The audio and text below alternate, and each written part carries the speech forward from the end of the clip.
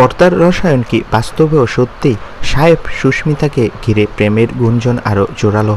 বিস্তারিত জানতে ভিডিওটি দেখুন। কথা সিরিয়ালের কথাগ্নি মানেই এখন টিভি পর্দার রোমান্সের জ্বর, কিন্তু এবার সেই রোমান্সের আঁচ ছড়িয়ে পড়ল পর্দার বাইরেই।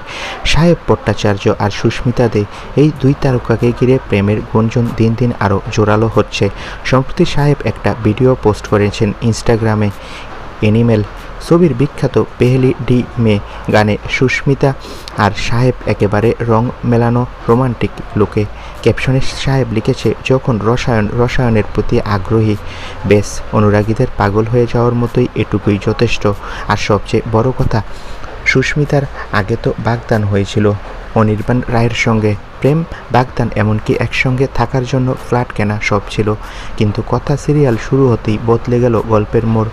অনির্বাণের সঙ্গে দূরত্ব আর সাহেবের সঙ্গে ঘনিষ্ঠতা। পাবলিকলি দুজনেই বলেন ভালো বন্ধু, কিন্তু এমন রসায়ন কি শুধু বন্ধুত্বে হয়, নাকি সত্যি সত্যি তাদের আগুন বাস্তবেও জ্বলছে? হ্যাঁ, বাস্তবে নাকি তারা প্রেম করছে। টেলিপাড়ার সূত্র তেমনটাই বলছে। তো বন্ধুরা, এ বিষয়ে তোমাদের মন্তব্য কি? কমেন্ট করে জানাও। ধন্যবাদ।